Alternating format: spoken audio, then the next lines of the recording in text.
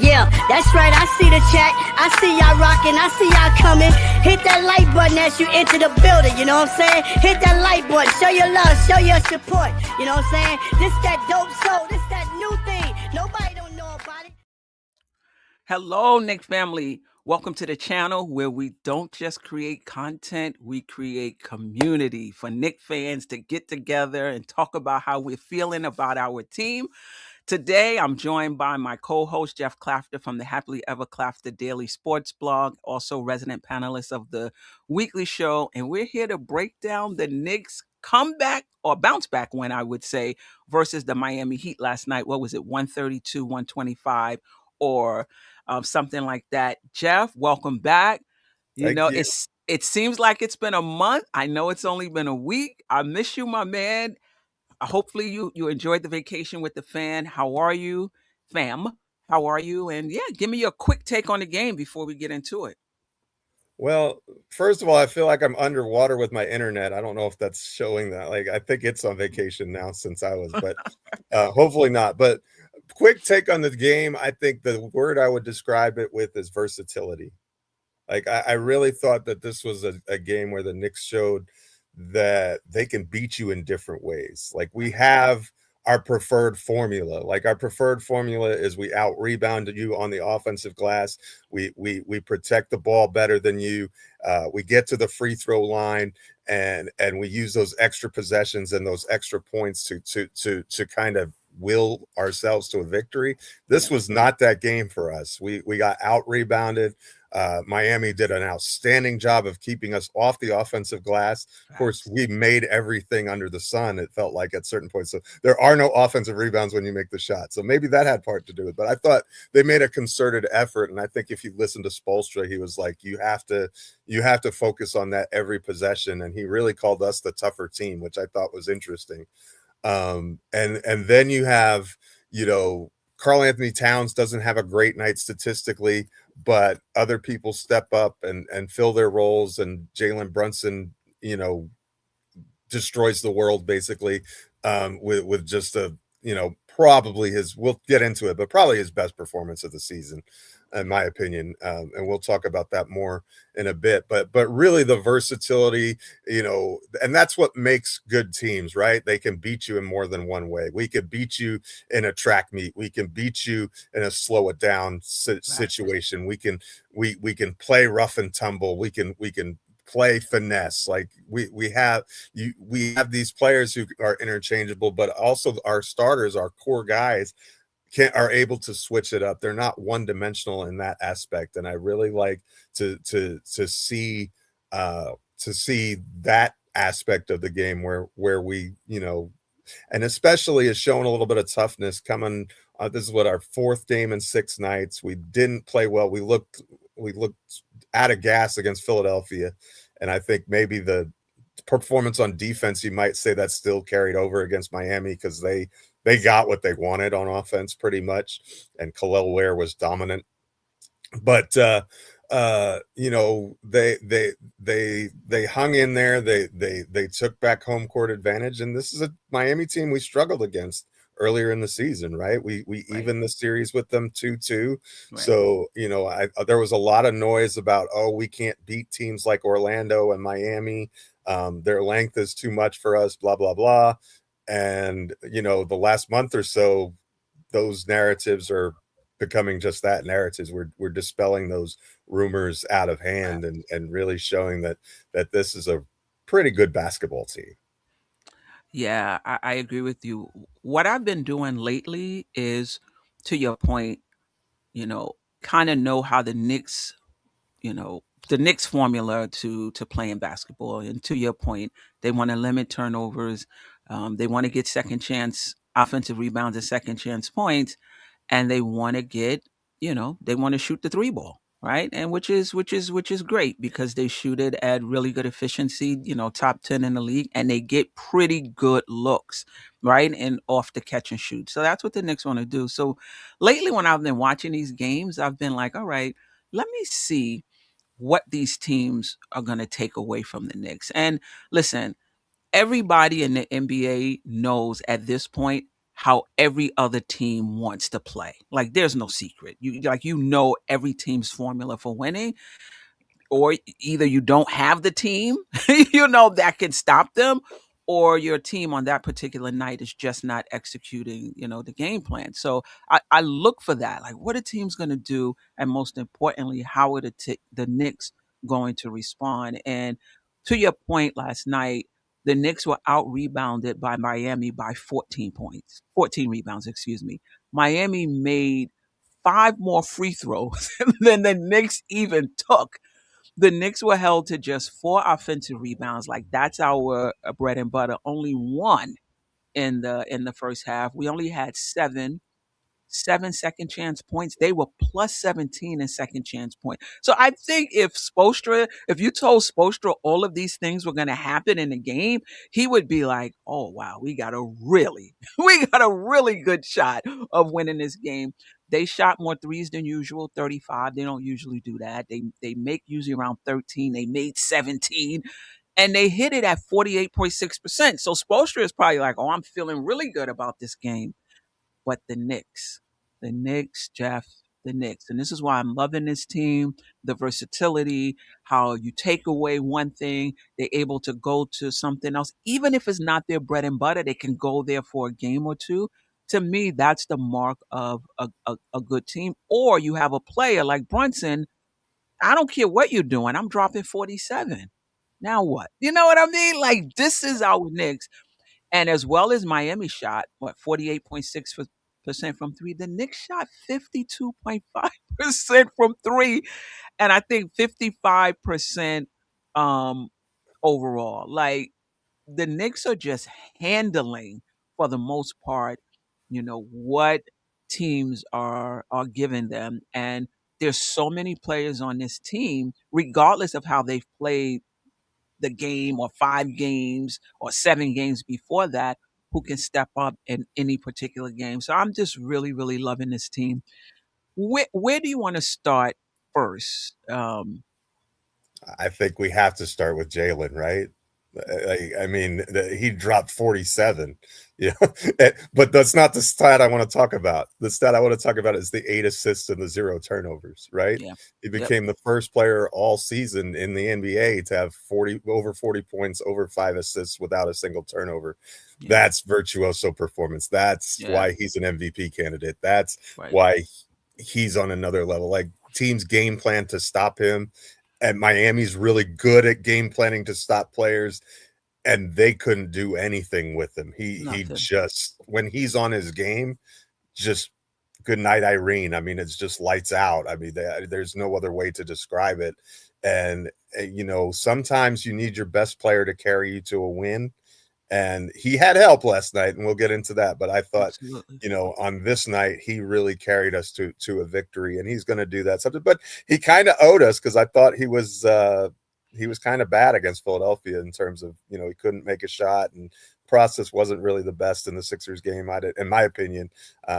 So and I didn't love him the game before that either necessarily in some aspects against Indiana. So, when he has these nights where he's got the high volume and he's making in shots, which he's capable of, certainly, it's really a sight to see. But a lot of times when your star player goes for 40, 50, 60, you lose the game, right? Because other guys aren't involved. But that wasn't the case in this game at all, right? He was hot, but he wasn't hot to the point where it was get out of my way. Everybody just watch what I'm doing, and I'm just going to take it by myself. Everybody was still had to be active, and the team had 132 points overall. So the offense was clicking. We were doing a lot of great things. We were making shots.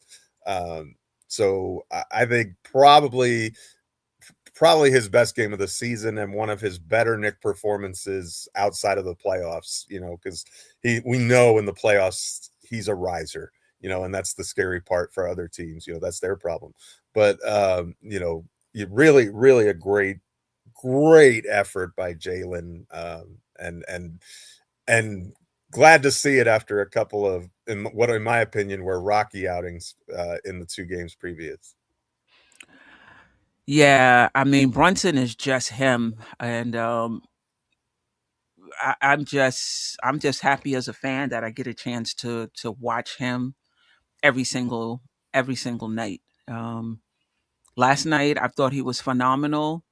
To your point, in the other two games, he may not have played his best, but he came through with the game winner, and that just tells you in the indie game, and that just tells you something about this guy, and it tells you a lot about the good ones. The good ones, they're never ever out of it, and a lot of times, or sometimes, you'll hear fans saying, "Well, Brunson is not playing well, not necessarily this season, but in seasons past." When he's not playing well, I just think you should just take him out and give somebody else a chance. But I think a coach knows that even if they're not playing well, the next shot could be the shot that turns it around. And even if they're not playing well, they could still hit the dagger, and we have one of those. We have one of those in Brunson. So we're just never ever out of it. I think there may have been some fatigue in those, two games, but Absolutely. you know, but it is what it is. He's just that guy. And I'm so happy we have him because in the playoffs, you need that guy. I don't care how really, I mean, you can argue Indiana didn't have that guy if you're underestimating Halliburton, right? Um, but we have one of them. And so he was great. Um, I wanna we'll get into Brunson. We'll get into Bridges, who had a great first half, and then OG, who showed up offensively in the second half. But I want to talk a little bit about Cat, who this was his first game, if I'm not mistaken, where he did not score in double digits, since he's been a New York Knick. He was in some foul trouble, but overall, Jeff, I don't get the sense that the Knicks are featuring Cat the way they have in the past. It seems like, last year it was Brunson, Cat, and then whoever else stepped up in that third spot on any given night, fine. What I'm kind of seeing is this Brunson, and then Cat is just in there with everybody else, with OG, Brunson, whoever. And I guess my question to you is, do you feel like Brunson, do you feel like Bridges and OG have elevated their game to the point that that's the way it should be? Like after Brunson, particularly the way we play offensively, it's just equal opportunity, after Brunson. Or do you feel like Cat should be featured just a little more, just given his skill set and the advantage he has against the opposing center when they're not putting him on Josh Hart pretty much every night? What's your thoughts on that? And we'll get to the First, chat as well. first of all, that's a great question. I My sense of it is that I kind of want to see them feature Towns more.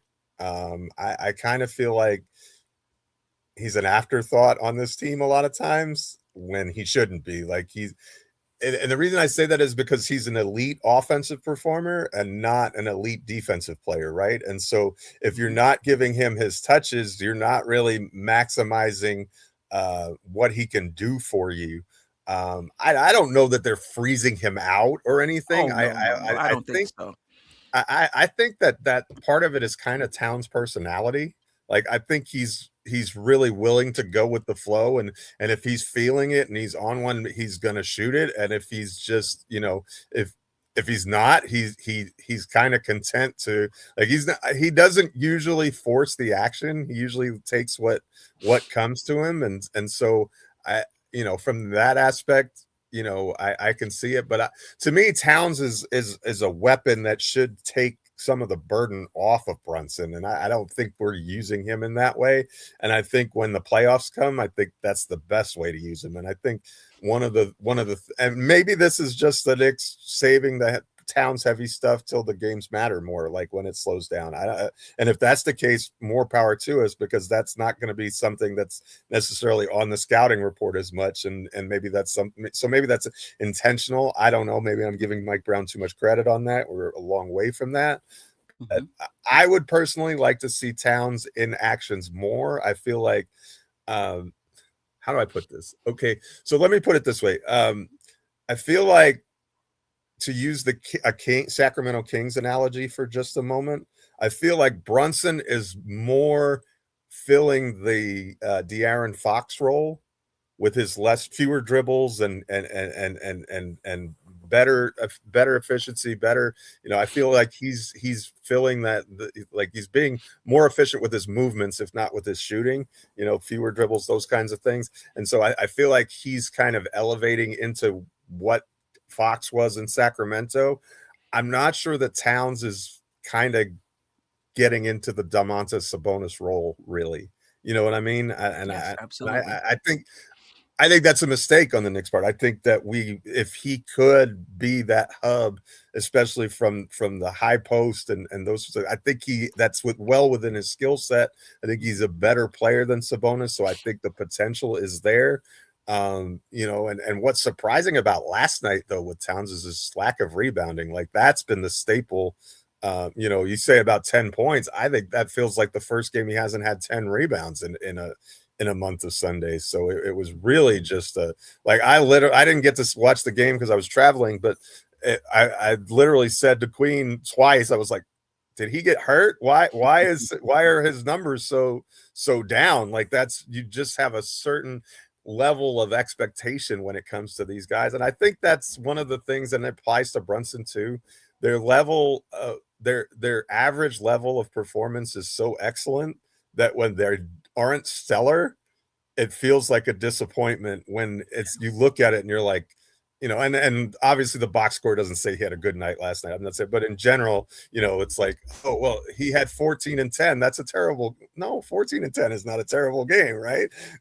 So, we tend to get spoiled, I think, to these guys about how good they can be at their peak, without realizing that, hey, you're not going to be at your peak every single game.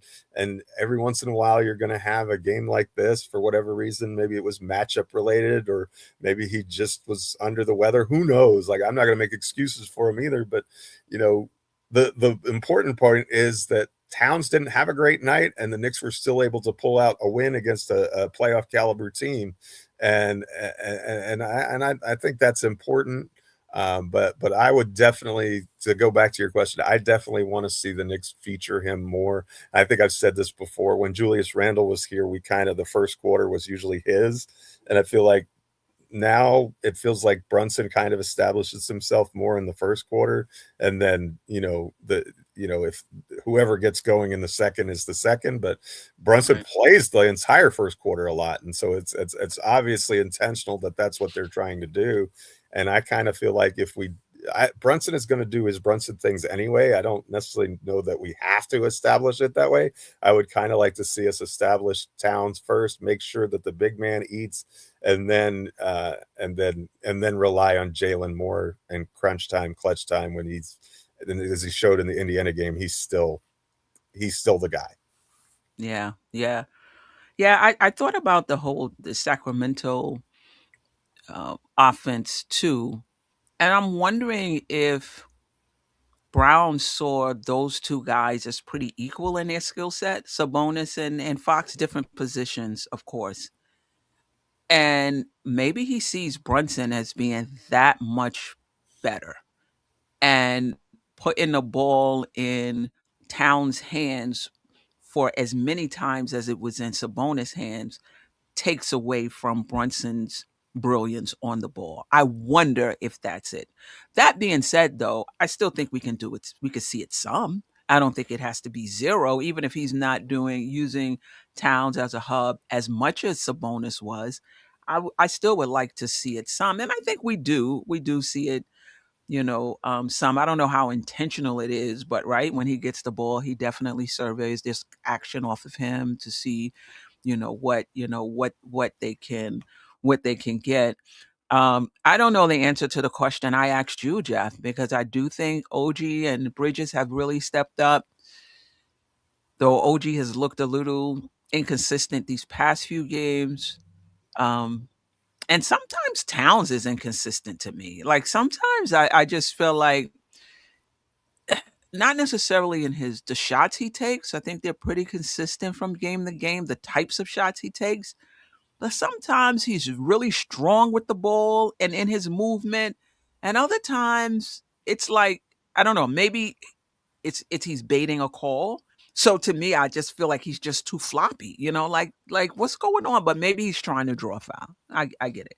I don't know the answer if those two guys have risen their level of play to catch to the point that they should get just as many as he does. Chat, let me know what you think about that. Replay gang, let me know what you think about that, and we'll see how it plays out. But last night, you're right, he was just not not a focal point at all. Where do you want to go from there?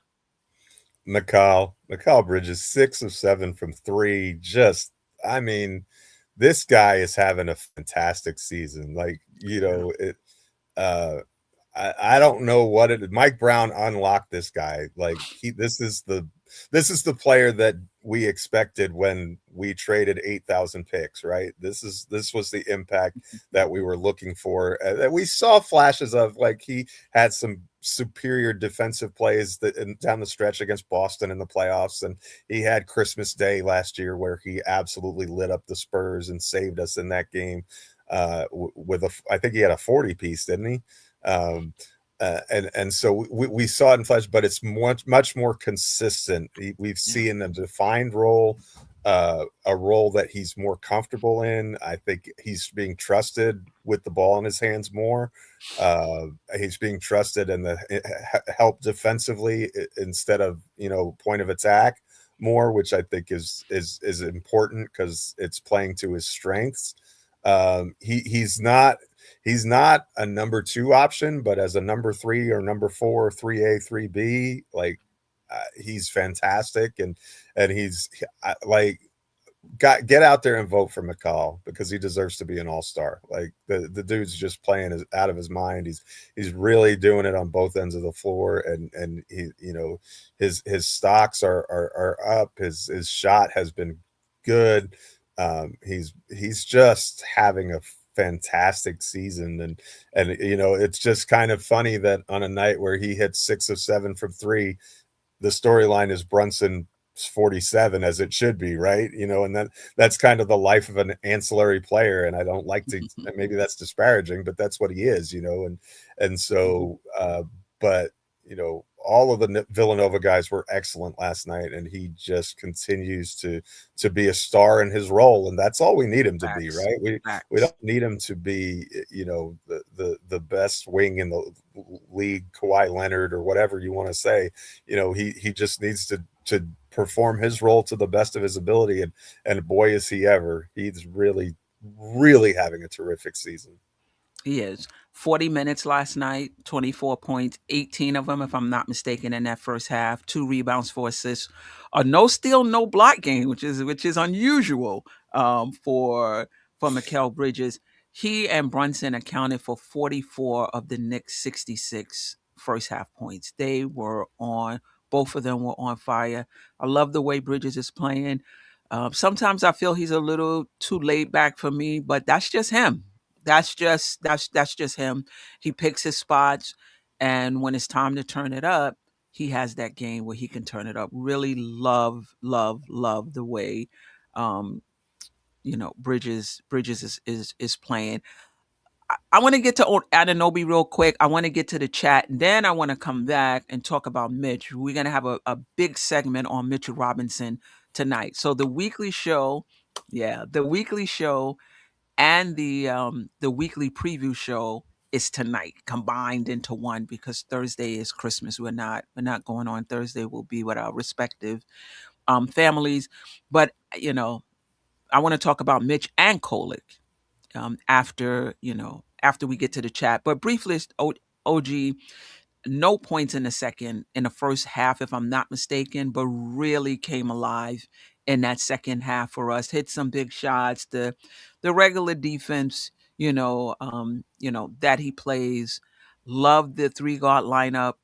with OG and Mitch. I don't know. I'll take a look at the lineup data.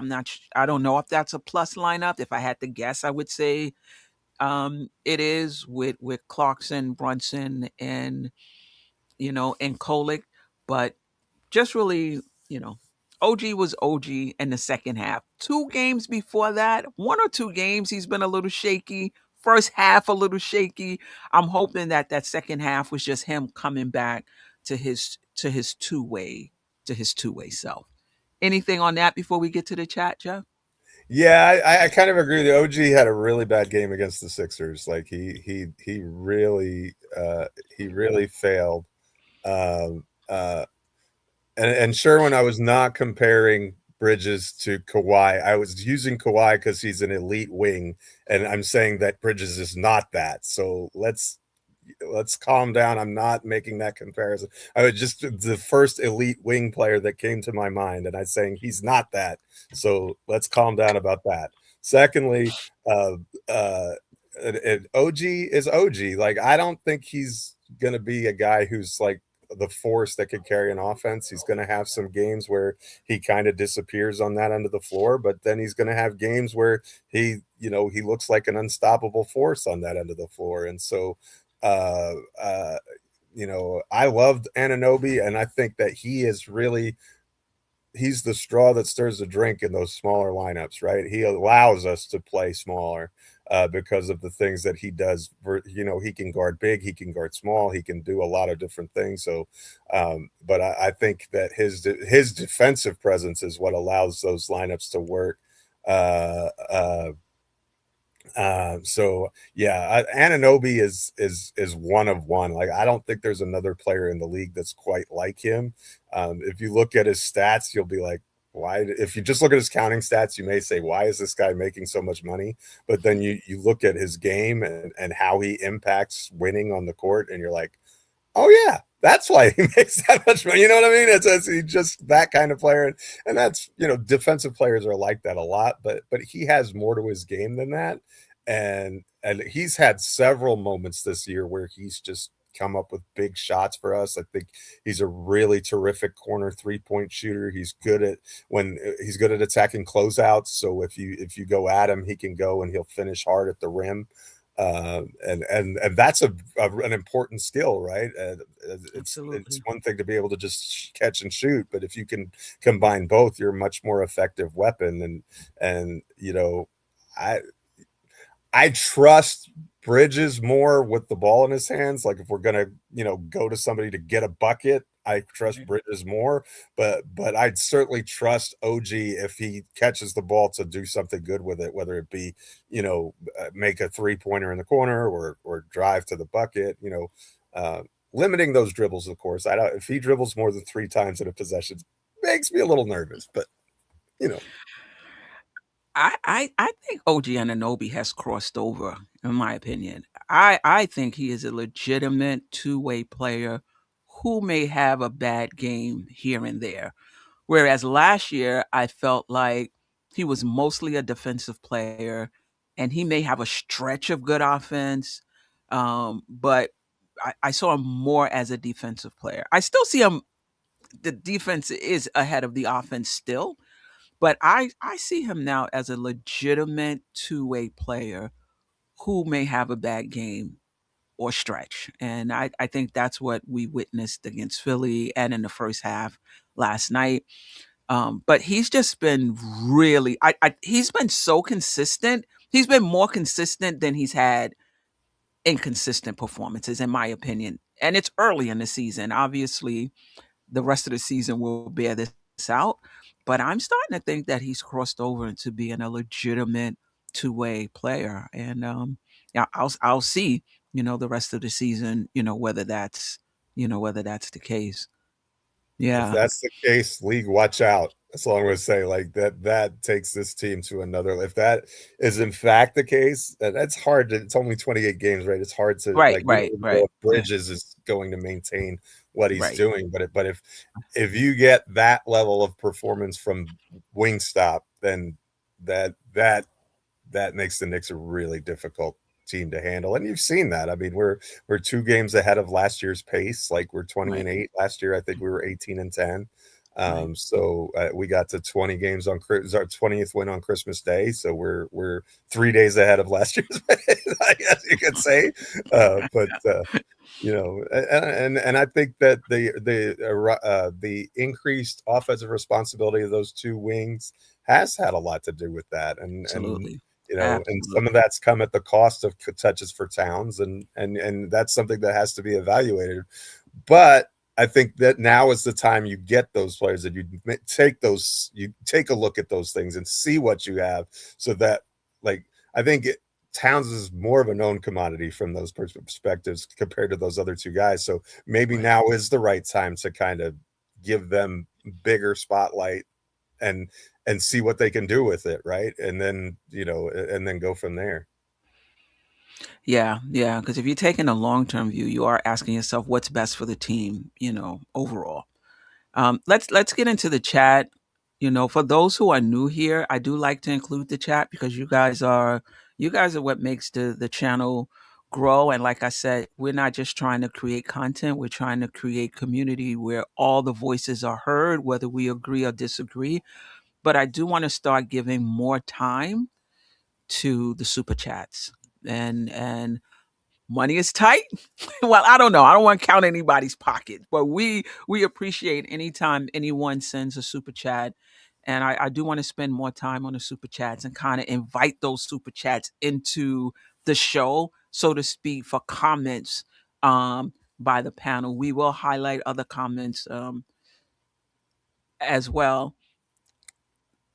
Just know with the super chats, if we're gonna bring you into the panel, then we're gonna have differing views on what you say. So don't be sensitive about it, right? You know, sometimes I can get a little hot. It's not personal. Jason Benjamin, appreciate you rocking with us. He said, like I've always said, this Knicks team is mentally tough and resilient. We are not an easy out for any team in the league. No game is out of reach, in my opinion. What's your thoughts on that, Geoff? I actually think that's a great comment, because if you look at a common theme with the Spurs game, with the Pacers game, and with the Heat game, all 3 wins, those are all games where we trailed by double digits. We had to fight our way back and claw our way back. And the nice thing about that, about teams that can come back and be resilient, you have to be able to do that on both ends of the floor. Like, if you can't get stops, you can't make a comeback. So it's about getting, as Raw Hebrew Remnant always likes to say, it's about getting 3 stops in a row and then turning those opportunities into points on the other end. And so absolutely, I think that this team is resilient. I think that they have, they're I don't know that they're tough in the 90s Knicks kind of a way, but I think that they're tough and that they can, you know, dig deep and grind when they're in a hole, and get after it, and stick with their process of what their work has been and what they're confident in, and trust that if we do if we execute what Mike Brown wants us to at the best level that we can, we're not out of a game. We can come back, and we can we can make a game of it. And really, even the Sixers game, when we were, you know, tank was on empty, we were right in that game until, you know, the final score was a 9-point game, but I think it was a 3-point game with less than 2 minutes to go. So it was right there. It's just, you know, we had a couple bad possessions in a row, but you know, yeah, I think that this is a great comment, and I definitely agree with his perspective here. Yeah, and you know, just to piggyback on resilient team, and I guess you could throw resourceful in there too. Like, teams are taking away what you like to do, which all teams try to do. Like, this is not a secret. All teams try to take away what another team does best. But to have a team that doesn't panic and that responds. Early in the season, I thought when teams took away what we like to do best, I thought we just reverted to Brunson ball. And now when teams are, you know, taken away, I still feel like our process is good. You know, I still feel like, you know, we're sharing the ball. Even if Brunson is taking more shots, for me, it just looks different. It doesn't look one on 15. to me. So great comment, Jason Benjamin. And listen, we can look from afar and say this team will never beat OKC. Everyone thought that Indiana would bow out in 5 max with with OKC. You never know. You never know when you get there. It's just differences in styles. Players step up, teams step up, they peak at the right time. You never know. Great comment, Jason Benjamin. I appreciate you. Appreciate you rocking with us. DJ Space Ghost, Crim's dad, Darlene Bryant, Jerrell, Lonnie Meeks. Appreciate you guys. Oh, Lonnie Meeks is reminding us, put your Knicks All-Star votes in. I think yesterday, every vote, was it yesterday or the day before? Every vote counted as 3 votes, right? So put your votes in. Remember, the fans and the media, is it 50% fans? I don't know what the breakdown is, but fans account for a percentage of getting that starting lineup into the All-Star break, right? Into the All-Star game. So be sure every day you can vote every single day. Paris Doug, I refuse to judge Brunson on the 3rd game in 4 nights Philly game. Okay. I mean, not judging him, but you can point out that, he didn't play well, even if it was because he was tired. Is that CAA Mafia? Kolek is better than Holly. Ooh, shots fired. Shots fired. Oh man. Endgame. Appreciate you rocking with us as well. Cat should aggressively call for the ball like Julius did. Yeah. See, Mitch hitting free throws makes us forget about Cat. Listen, we're gonna get into Mitchell Robinson, who has been on quite a free throw tear. I don't know if it's making me forget about Cat, but it's making me think about what's possible with him and Cat, particularly if you can play him down the stretch. I mean, I got to see a few more games, see how this plays out over the course of the season before I start closing games with Mitchell Robinson. But if this is him for the rest of the season, that does give Mike Brown more versatility in crunch time. I had thoughts on my guy Mitch, but I'm gonna save him for tonight. Okay. You can't establish Cat when he's hooking and pushing his defenders and complaining. He gets a bad whistle, though. I mean, very. I mean, Miami's able to do things on one end of the floor and that he's not able to do on the other. And just call. You don't have to have the same number of fouls or same number of foul shots. That's always. But if it's a foul on this end of the floor, make it a foul on that. And on the other end, gets bullied a lot by the referees. Maybe it's because of his reputation and complaining that they don't want to give him the call, but that's nonsense. Take your ego out of it. If it's a foul, call it. If it's not a foul, don't call it. And that includes when he does foul and he does hook and do those things. But he gets beat up without a whistle a lot. I mean, I think that it reminds me of when Patrick was down in the post, man. They just murder him and it's like no call, and then Michael Jordan gets sneezed on in the paint and it's like and 3, and I'm like, that's not even a rule. What are you doing? Right. Yeah. Crim's dad, I'm not a Cat fan, but since he is our supposed number 2, he needs to get the ball on offense, as Geoff stated. Trade him for Giannis if not using Cat correctly. Blame on him and Brown for this issue. Shots fired. I think, I just wonder if they're tinkering around and just seeing, is the team just as good featuring Cat or not featuring Cat? The cream always rises to the top, though. The cream always rises to the top. Sherwin doesn't think Mike Brown is unleashing Bridges. He says Bridges was a top 2 mid-range shooter when he came to the Knicks.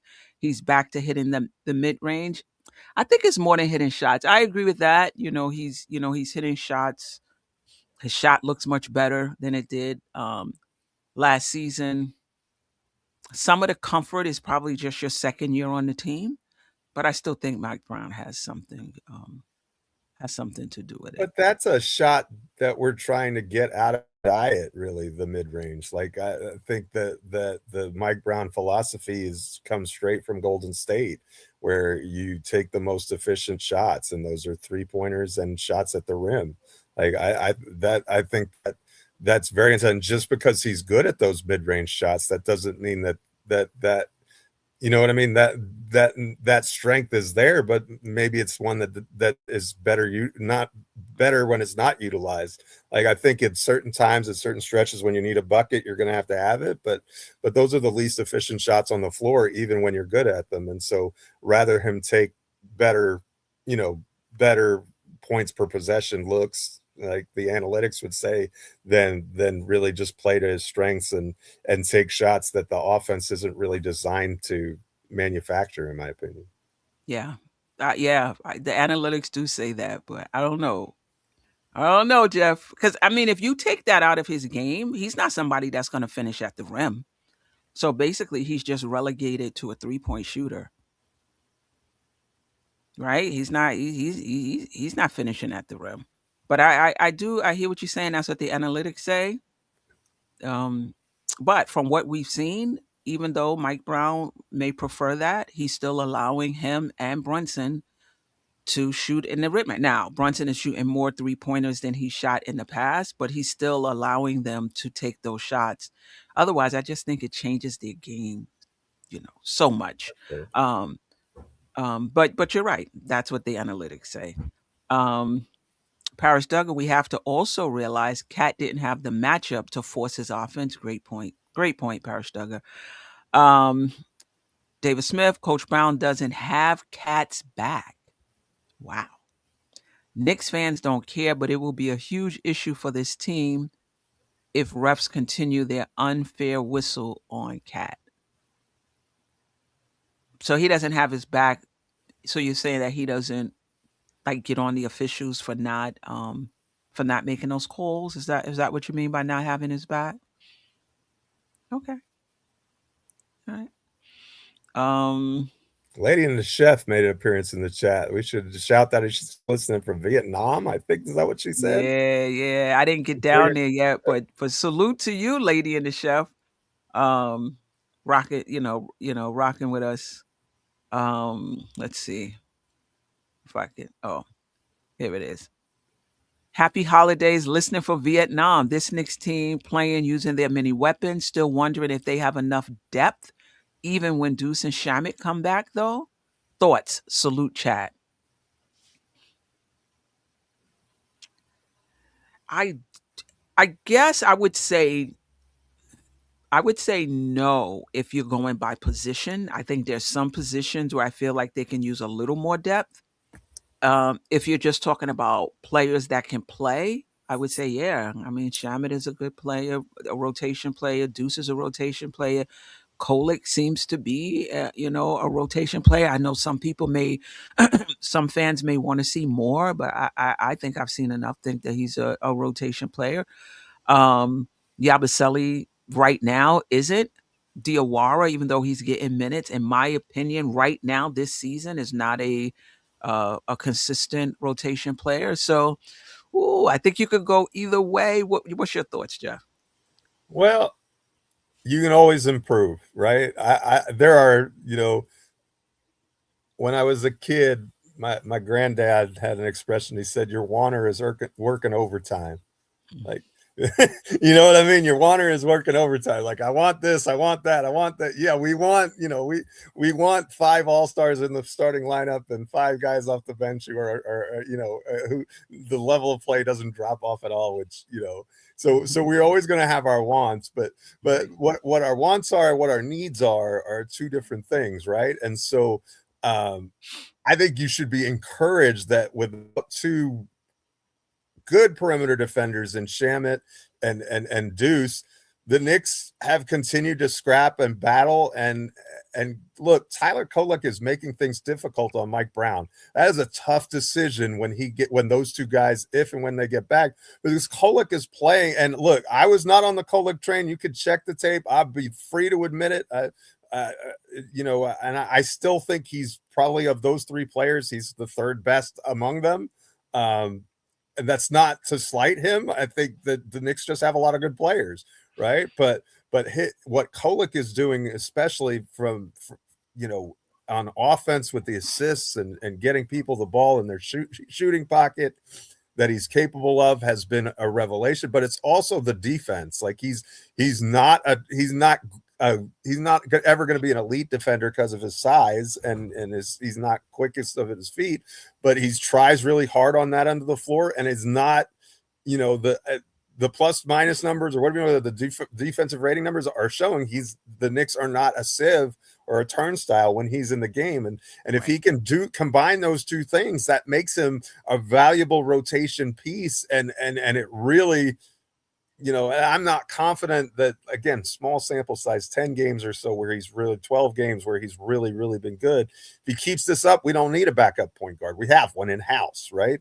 And so that's good news. That's great to know. And he, and he does different things than Shamet and Deuce do. So maybe it just depends on, being situational within game to game. Right now, I need someone who's going to make the offense flourish a little more and get some more good shots for us. So I'm going to play Kolek. And this time I may need better point of attack defense. So I'm going to play Deuce.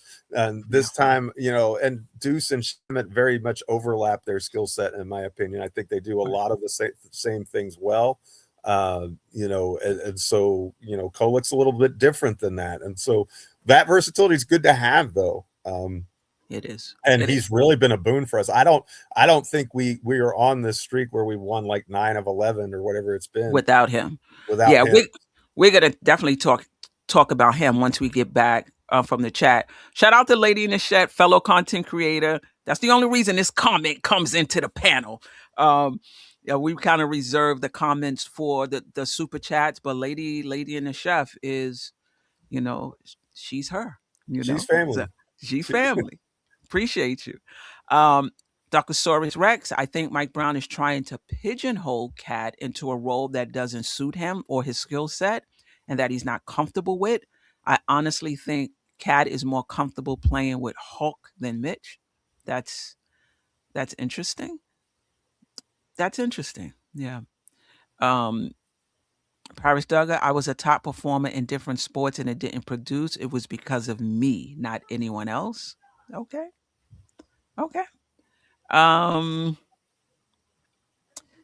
Jamrock always. I don't think they are tinkering with Cat being in or out of the lineup. I do think they're tinkering with Mitch. We'll see double big lineups with Mitch with certain teams. Yes. Yeah. And I'm encouraged by some of the things that I'm seeing. Okay, we're not going to be able to get to everyone. I hope I didn't miss a super chat. Okay. I think we just had the one. Okay, Jabroni. Knick fans always overrate other players and underrate our own because they're so impatient with development. They all said Grimes wasn't good. Now look what he's doing in Philly. I mean, Grimes wasn't good when he wasn't good, right? Now he's good now. Like, I always try to keep it in the moment. When Grimes was playing, I just thought that wasn't his role. It just wasn't his role to be a starter at that point in his career. He was just too inconsistent. But there's no that doesn't say anything about what he could ever be. And that's the same thing with the young players on our team, right? We could talk about who they are now. I don't know if we can say with certainty they will never be that. Timing is always the issue. When Grimes was here, we needed a more consistent player. And DiVincenzo was that player. And do you want to pay Grimes, right? That's part of the issue too. Like, correct. I think if there's no salary cap, Quentin Grimes probably still a Knick, right? It's one of those things where, as a front office with aprons and all this other stuff, you have to make roster decisions that Right. are not easy, and they're not like, obviously if Hartenstein was, with there no cap, Hartenstein never would have been a Thunder. He would have still been here, but the Right. rules said we couldn't re-sign him, and so we had to make decisions on guys like uh well uh IQ Right. Quentin Grimes and Julius Right. Randle, even, and so that's part of the calculus and the formula that makes fandom so tough. We love these players and we want them all to stay and be homegrown, and that's kind of one of the things you have to admire about Mitchell Robinson through all. He's the longest tenured Knick, what, 7+ seasons now, in a Knick uniform, and one of our own. We drafted him, and he's still here, so that's pretty cool. Yeah. Yeah, I think context matters though, Jamrock. Context matters. You're not going to be able to sit on all of your young players and just watch them, grow up and develop. If you're a playoff team and you're trying to win now, your window is now. Like it's one thing if your window is 5 years later, but if your window is now, you have to make a choice. Am I going to sit on Grimes and wait for him to develop? And he may develop into this window we have. He may start developing past our window. But we have somebody like DiVincenzo, who's a young veteran, who can shoot, who can play defense, who can give us what we need right now and fits better with our timeline right now.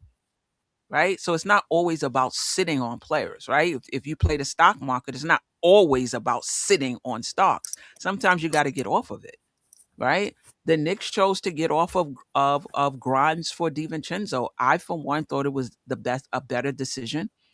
In terms of putting him in the starting lineup, I thought Devo was much more ready than Grimes was for that role at the time. And then Cat came along, and the Knicks decided they were going to give up DiVincenzo. So I get it. I get it. There's some Knicks fans that you just want to draft and stash and just let these guys stay with your team, and it doesn't matter whether their timeline matches or not. Don't get better. Don't give them up. Just stick with them no matter what. They may pop in year 5, 6, and 7. Just stick with them. That's not the reality of an NBA team. Right? You can look around the league. Teams don't, if they're in a championship window, how many teams just sit? Shea Gildress Alexander was traded because he didn't fit the window, right? It happens. It just happens all the time. Anyway, too much time on the non-super chats. I apologize. Parish Duggar, pigeonholed cat is 9-1 in his role, a winning role. All right, cool. Appreciate that. I guess we won't, we'll still talk a little bit about Robinson. We're going to do a deep dive tonight. He's hit 10 of 10 free throws over the last 10 games, getting a little more air, under him. Last night he didn't miss a free throw. Plus, let me see.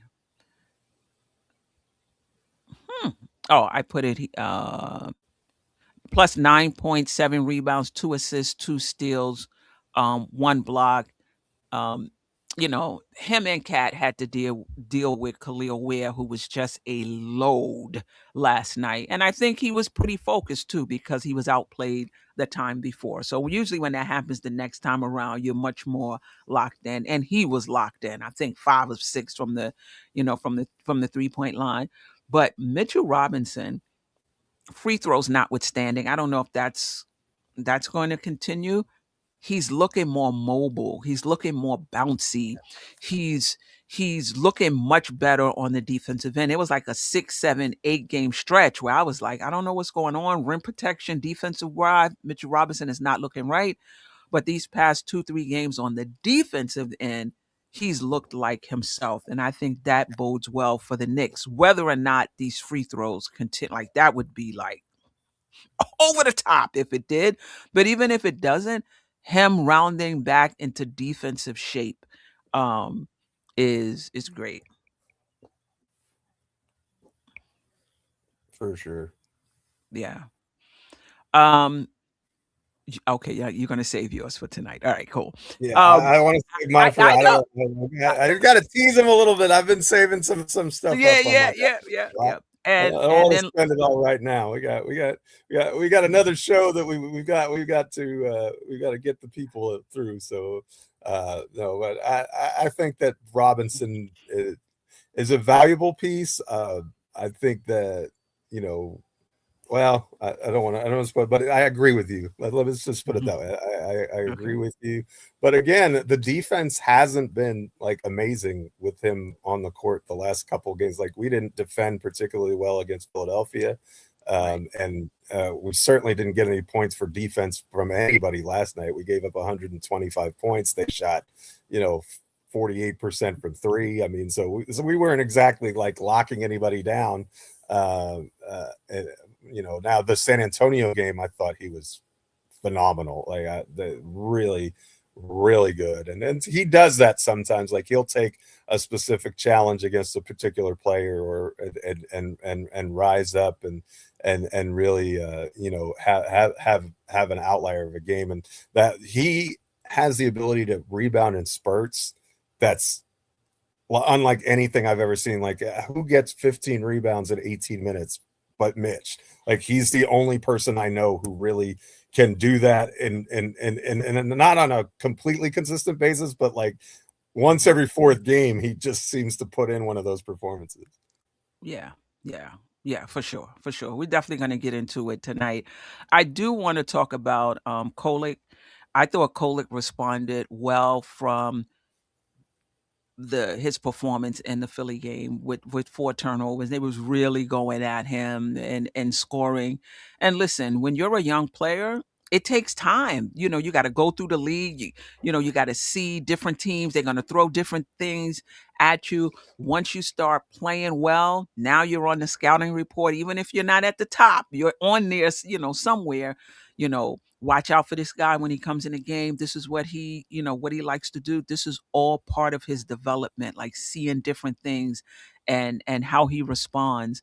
And after that game against Philly, I said to myself, this is good. This is good. I want to see how he responds the next game. And 6 points, 4 rebounds, 3 assists, no turnovers, plus 16 for those into plus minus. But one time he was guarding Andrew Wiggins, and obviously Wiggins is, he's given up 6 inches, 5-6 inches, to Wiggins, but he held his ground. He was super tough with his, with his base and what have you.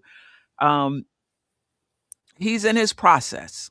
I will say that, and it was just good to see them go back to him. I think he had 21, 22 minutes last night. And for him to respond, and respond to me isn't about the box score. Like, respond to me isn't like, oh, he came back out, he had 14 points and 8 assists, and no, like, he came out and he played his game. He wasn't thrown off. He was still confident. He focused in, a little more, and he made a contribution to the team. That's what I mean by bouncing back. That was good to see from Kolek. Yeah, I think Kolek, couple of things. First of all, Philly's just a bad matchup for him. When you have Edgecombe and Maxey, there's no place for him to hide, and they played those two guys practically the whole game. So that makes it tough on Tyler to begin with. But to me, Tyler is like a backup quarterback in the NFL.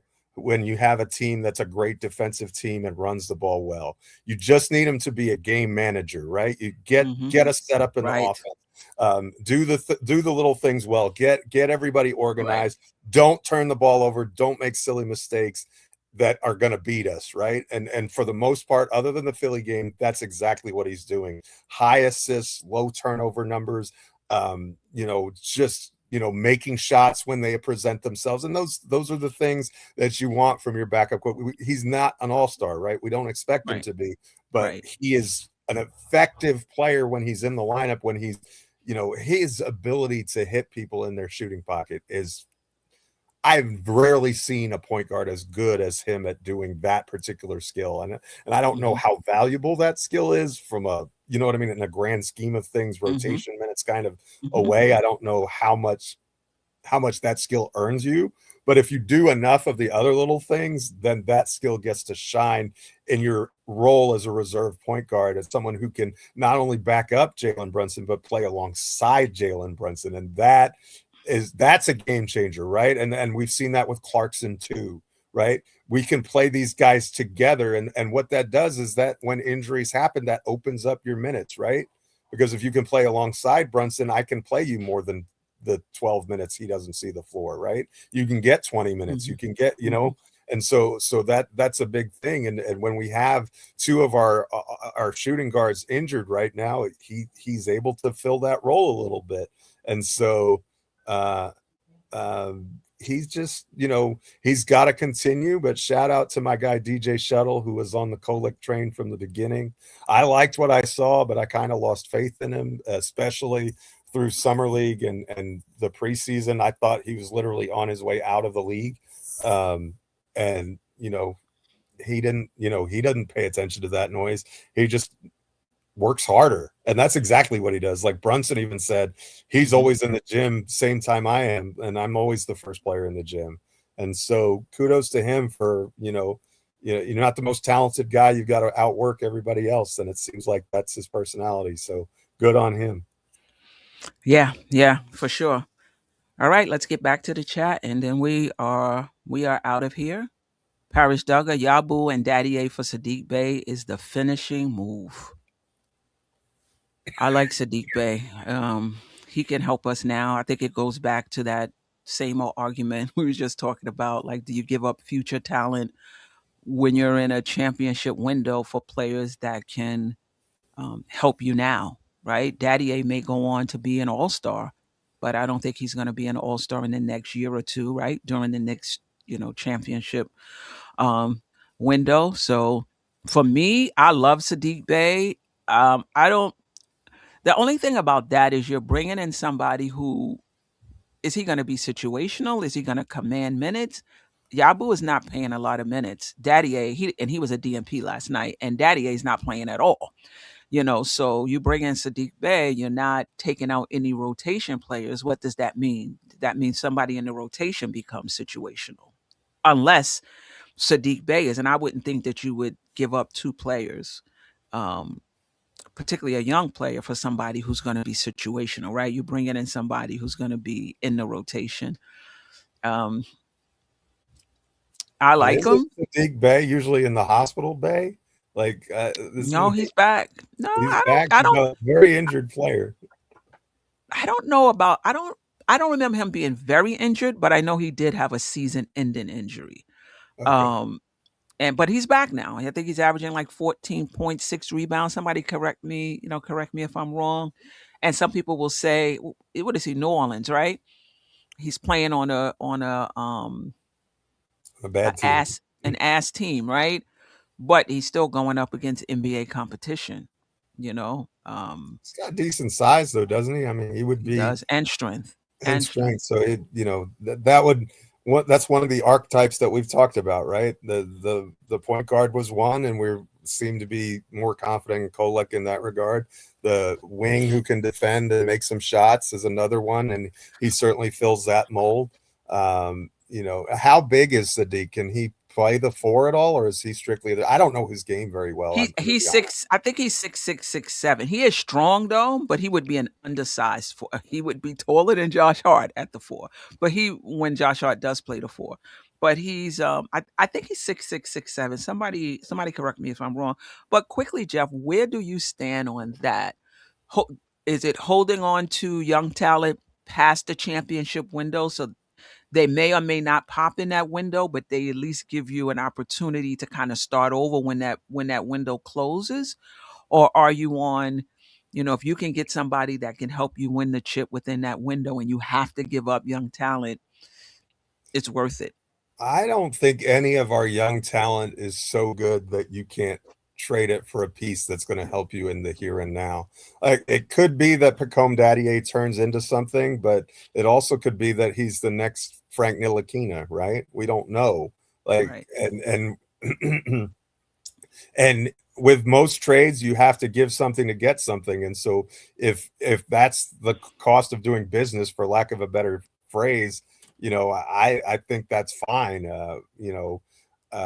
It's one of those things that do you trust? I think if you ask yourself the question, would you trust having Sadiq Bey in your rotation more than Mohamed Diawara? And I think most of us would answer yes. And so I think that you have to consider that. And yes, I said the same thing about Tyler Kolek, and I would still say the same thing about Tyler Kolek, by the way. Like, if you have a chance to a legitimate upgrade on the roster and it takes Tyler Kolek to trade him to make the deal happen, I'm good with that. Like, that's that's what you do, is you parlay good assets into better ones, right? And so there's no such thing, or very rarely do you have a trade in the NBA that doesn't hurt a little bit, right? You're always going to have to give up something to get something. We're a team that doesn't have a lot of draft capital to deal right now. So that means if you're going to make a trade, you're going to give up a player that's another team wants, right? And I'm not saying that there's an upgrade right now from Tyler Kolek. I don't know who that player is. I'm just saying that if it becomes available and you get a guy that's out there who can do the job better, then you can't be worried about getting rid of him. Like, and I'll stand by, like, the only player, in my opinion, on this team that should be untouchable is Jalen Brunson. Everybody else in the right situation, the right deal, and I'm not saying in any deal, like, I'm not saying just get rid of them and, have a fire sale, but in the right deal, I think everybody else, and even with Jalen Brunson, if that was the cost of the Joker, for instance, and it's not, but I'm just saying, if that was, you would have to consider it, right? And so you would have to retool your team a lot with that. But again, so there's no absolutes, I would guess, but Brunson is the most untradeable piece to me. But other than that, like, I love these guys, but I want to win a championship, but more than anything. And so, I was really high on Alvarado, but the way that Kolek played, I don't really want to make that trade anymore. If we get the current version of Kolek, I'm not as sold on what Alvarado brings, and Alvarado may still be a better player, but I'm less inclined to make that deal with the way that Kolek's played over the last 2 weeks. But that doesn't mean how he's played over the last 2 weeks doesn't guarantee that's how he's going to play over the whole season either. Like, and in the playoffs, I do want to get to this. And somebody in the replay gang, because the replay gang, I appreciate you guys. Like, some of you be coming with a book. Like, some of them were coming with like 4 or 5 paragraphs to really explain your point. And so I would love for you to explain this to me, because this is something I don't get. And so DopeSoulSports is saying, you said that about Tyler Kolek. How did that work out? Your eye for talent isn't exactly trustworthy at this point. Selling low on a 6'8" scoring wing is asset mismanagement. This is what I need somebody in the replay game, because I don't know if you get enough characters in the chat. This is the question. Does winning the championship matter? Does winning a championship matter more than developing a young player for a time past your championship window? Because for me, that's the question. That's the question. You're holding on to first of all, why do you want to develop young players? Why do you want to develop young players? Because you hope they turn into all-stars, all NBA players, so that you can win a championship, right? Like, that's why you hold on to your young talent. You want them to grow, become their best selves, so that you can win a championship, okay? If you're in position to win a championship now,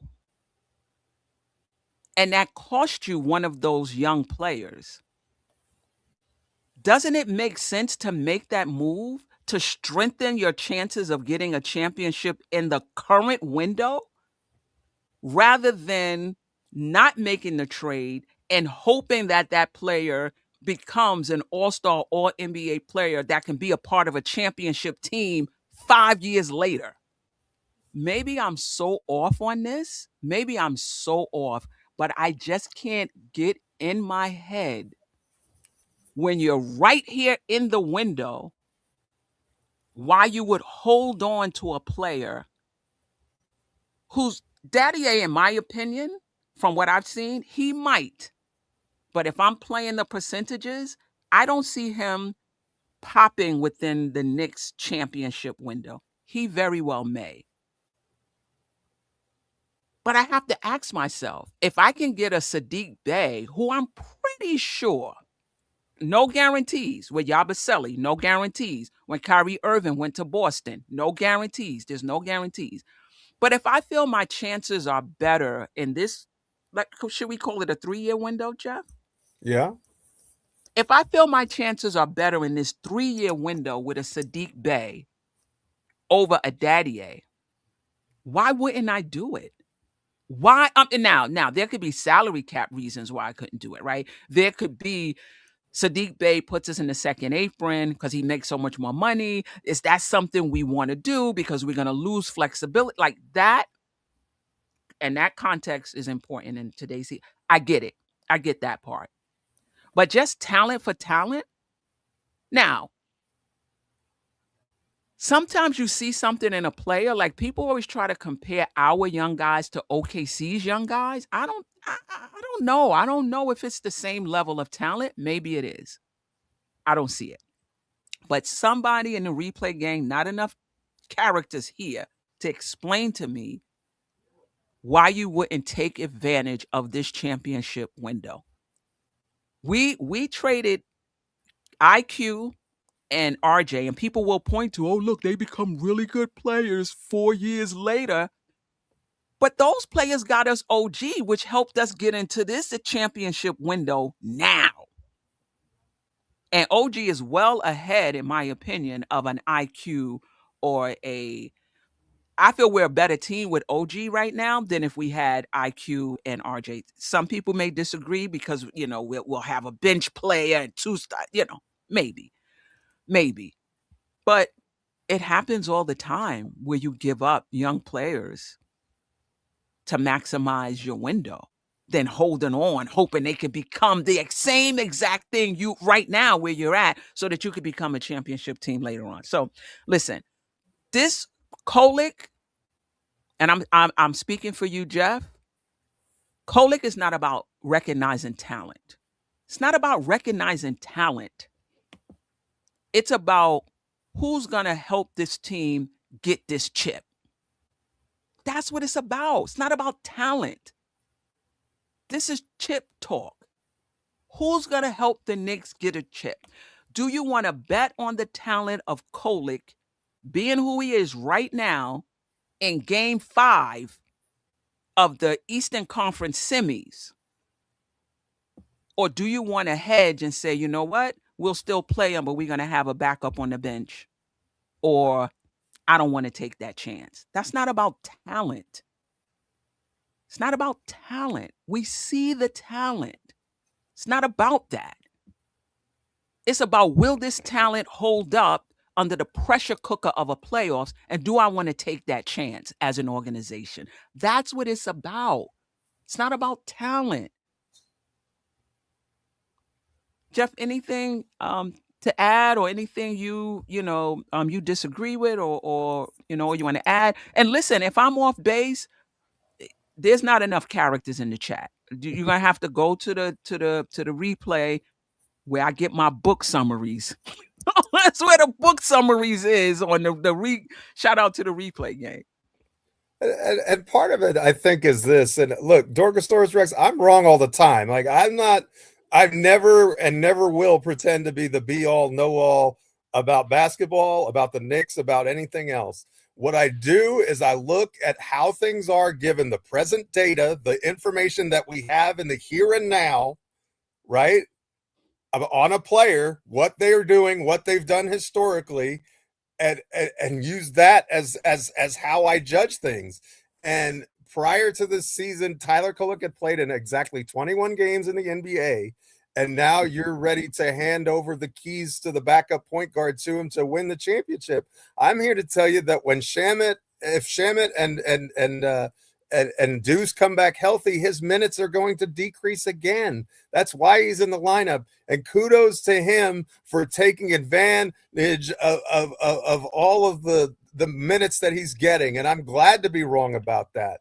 But you know, look, you can only go by what information is available at the time. And if you looked at how he played in summer league and how he played in the preseason, and you saw this, then kudos to you. You're smarter than I am. You see the game better than I do, and a lot of people do. By the way, I'm not, I'm not a guru by any stretch of the imagination. I'm just a guy with an opinion like everybody else.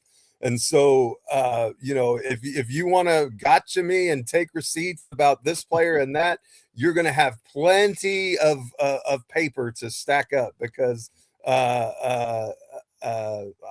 it just happens. And when you say enough things, you're going to be wrong a bunch of the time, right? And so, look, if I'm wrong about Tyler Kolek, great. If he becomes the backup point guard on a championship team, awesome. I'll be happy to have that egg on my face. I will eat the crow, whatever you want me to do. But did you say he would never be that, Geoff? I didn't hear you say he would never be that. I hear you talking about him right now. Right. Exactly. That's two separate things. And how do you know about the right now if he's never like you have to, you're having faith on someone doing something that they've never done before, right? And Right. so that's where I take that's where I take it. Right. I guess I'm just skeptical and pessimistic that a guy who's never done it before is just going to all of a sudden be able to do it. And You mean in the playoffs? In the playoffs, and in games where it matters. Right. And listen, Geoff, he might. He might. The question is, as an organization, is that a chance you want to take? That's it. He might. Two things can be true. But again, this is a different question. We're not talking about developing young talent and still competing. That's not the question on the table. The question on the table is, if you have an opportunity to get somebody like Saddiq Bey in your championship window, do you not do that because you want to develop a player who may pop well before after your championship window and not be the player Saddiq Bey is within your championship window? Like, we switching it up. We're moving the goalposts. Yes, you can compete and develop young players. Yeah. They can come in and give you really good minutes. That's not what I'm talking about anyway. I'm talking about going into the playoffs, mitigating as many risks as you can. That's what I'm talking about. I'm talking about winning a chip, taking advantage of your championship window. Can you have young players come in over the course of a 16-game championship season, playoff run, and give you good minutes? Absolutely, you can. We saw it with Brown and Christian Brown, his name is, right, with Denver. We saw it with him. But somebody coming in and giving you good minutes is not the same as counting on somebody game in and game out in a key position like the backup point guard to Jalen Brunson. Those are two separate things. Right?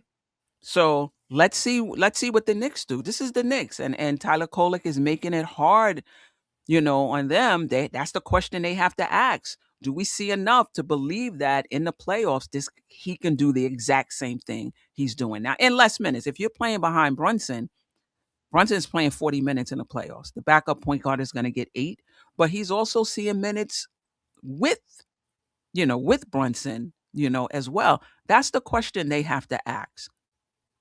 Knowing what we know about young players, seeing what we're seeing about Kolek right now with Kolek, do we believe he can be the same player in the playoffs? That's a question they have to answer. But I think, but Dr. Soros, relax, yo. Relax. You're fighting with shadows now. Nobody is talking about Kolek's play right now. He's playing well. We got the macro. We're talking about the macro right now. You know, and if you believe he gonna be that in the playoffs, you're entitled. You're entitled to it. Okay, we all have different opinions here, right? This is the collective. It's okay to have different opinions. This is why we have the discussion to understand different different points of different points of view. And please, I'm really looking for that essay. Don't disappoint me. Give me that essay in the recap comments if you're seeing something that I just don't see when it comes to a championship roster. I just don't. I can't get it. I can't get it.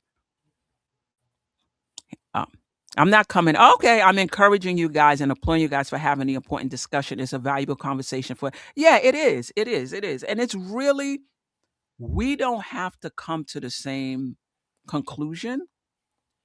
I just understand that you guys believe in these young players, that they are going to come through in the playoffs. And I think that's great. I don't know how old you guys are, but I've been around a long time. I've seen 40 years worth of playoffs, and I've seen some young players come through. Don't get me wrong. I have seen that. I've seen a lot of young players struggle in the playoffs, despite what they do in the regular season. And I just don't want the Knicks. I need the Knicks to have some backups to the backups. That's that, you know.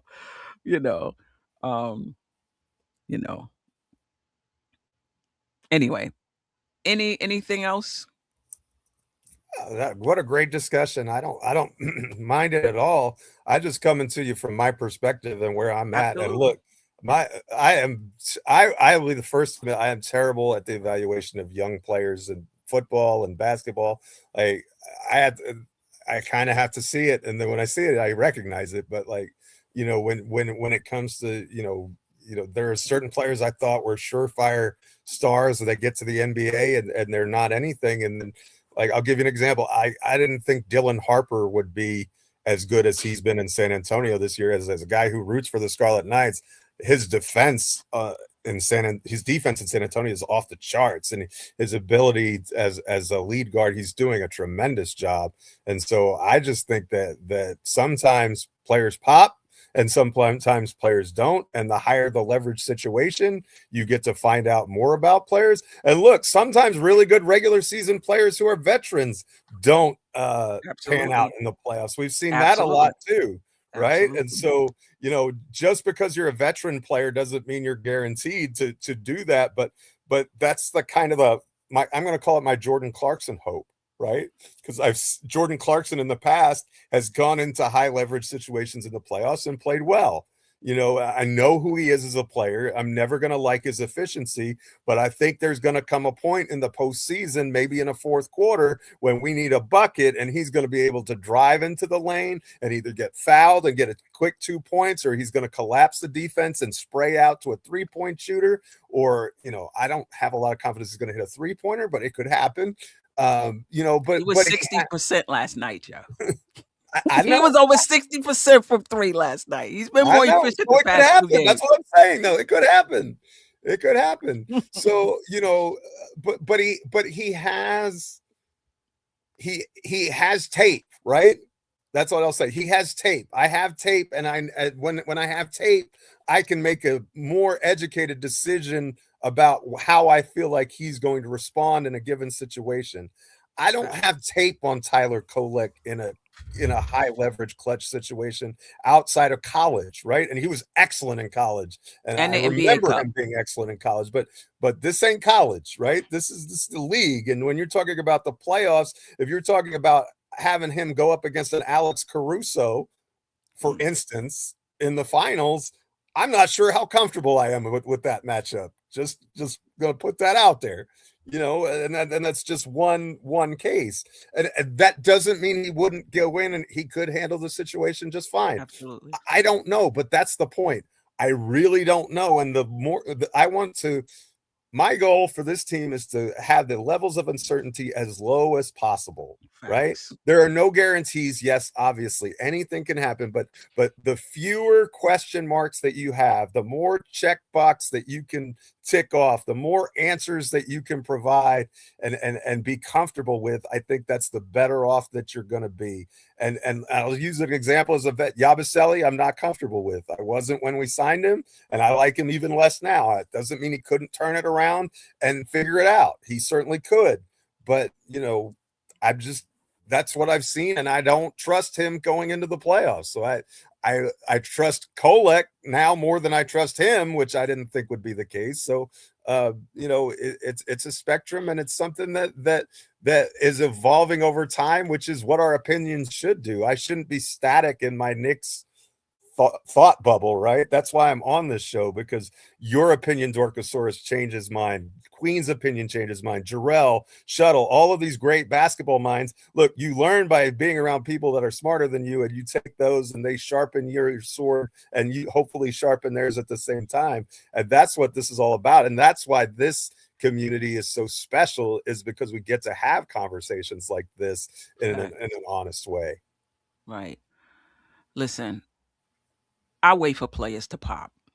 Bottom line, I wait.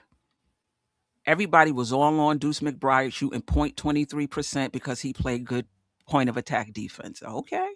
I waited. Third year, those shots started going down. Now he's at, and I remember saying, point of attack defense is not going to be enough. He either has to develop into a playmaker or he has to start shooting the ball. You got to have two of those three. Was it year 3? He started knocking down shots. Now we talking. I'm not, and maybe this is because I'm old. Yeah, you guys have to keep in mind, I'm not sure what the ages are in here. I'm old.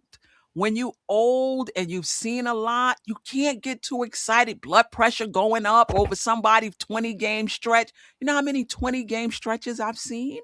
No. I need to see you. Right. I need to see you for a few years. Years. So when everybody was on the Deuce train, I was not on the Deuce train. Year 3, all right. He's looking like a rotation player now. Year 3. That's just me. Kolek, I'm gonna give him kudos for what he's doing right now. But am I gonna sit here and say he's gonna be a starter in this league? No. I need to see 2 years of Kolek, me personally, before I start talking about who he's going to be. I'm not going up and down with these stretches, 20, 25 games. I just need to see a few years. You only need to see 5 games. It's fine. No disrespect. Jamrock, always appreciate you. How bad does the AJ Mitchell trade to OKC look? Listen, the Knicks traded the pick. Did the Knicks trade the pick for a reason? Did the Knicks trade the pick because they didn't like AJ Mitchell? I don't know. Jerrell, I know you follow the draft. Do you remember why the Knicks traded the pick? I don't remember why the Knicks traded the pick. You know, a lot of times we point out things about what the Knicks are doing with their first round picks. We're looking at the talent, but you also have to look at why they did that and what it allowed them to do. So I don't remember why they passed on AJ Mitchell. I can't tell you. But you got to take the context into account, right? Oh, look at what RJ and IQ is doing now. Yeah, but look at what OG is doing now and look at where the team is, right? So context matters as well. Anyway, I appreciate you guys. Always great discussion. Did I miss another one? I don't think I did. Okay, I think, yeah. Jamrock, always, I appreciate the super chat. Jason Benjamin, I appreciate you as well. We're on tonight, 9:00. We're gonna talk about the state of the Knicks from the last time we had the show. We're gonna talk about Mitchell Robinson, what we're seeing of late. We're also going to preview next week's games as well, because we would usually do the weekly preview show tonight. So we'll preview this week's games, I should say. and then we'll see if there's anything going on in the Eastern Conference that pertains to the Knicks. I appreciate everybody dropping on. Latoria B was in the house. Jabroni, Randu, I appreciate you. Darkosaurus Rex, I appreciate you and your insights. And it's just about understanding. I understand where you're coming from. Hopefully you understand where I'm coming from. We don't have to agree. Paris Duggar always rocking with us. Sherwin was in the house. Kerry Cox. Jamrock put in a super chat last second. Another one. Okay. Kerry Cox was calling for OG, man, for like 2 years before he finally got here. He was definitely on the train. Traded him for the 40th pick and cash. So there might have been a reason, right? What pick was that? Was that wasn't a first round pick, was it? No, it was a second round pick. We took Kolek like 4 spots ahead of that. And I think it might have been roster space issue too. Like, right. You only have so many roster spots for second round picks, and right. salary cap implications and all of those sorts of things too. And so, right. Look, sometimes the fish is going to get away, right? That's right. How it is, So it was in the same draft as Colt. Maybe they didn't want, to your point, maybe they didn't want two second rounders. Maybe they were higher on Kolek than they were on AJ. Listen, this happens all the time. You pass on, how many teams passed on Donovan Mitchell? How many teams passed on Shea? This is what happens. You pass on a player and they pop. You pick a player really high, Ntilikina, and they don't pop. It happens. It happens. But I appreciate you. Latoria B said it's definitely an age thing. Gen X way more skeptical than most. We've lived through a lot of pain, Latoria B. A lot of Knicks pain during those. AJ Mitchell was selected third. Okay, Darlene, I appreciate you. Then Oliver, I don't know. It's not about talent. Come on, we keep saying the same thing. It's not about talent. We know Kolek is talented. We're talking about the playoffs and what we need down the stretch in the playoffs. That's it. We're talking about like so many different things. Anyway, I'm not gonna get to everybody. This was a poppin' show. The comments was popping. The coolest. It's been a minute. The coolest 718. Appreciate you, Crim's dad. Jamrock is always. Trav B. He is injured, so he's talking about who you were referring to, Sadiq Bey. Trav Brian Music. I appreciate you. He's injured every year, so you were right. Geoff. Luke Skywalker. Yeah, I'm not going to get to everybody, but listen, this was a banging show. I was only expecting to be here for like 45 minutes. You guys make this so fun. Geoff, you make this fun. Looking forward to the replay gang and the comments. I'm looking forward to my essay. Come on now. Somebody help me out, because clearly I think I'm understand like that. Yeah, I think I'm missing something. But yeah. You're welcome.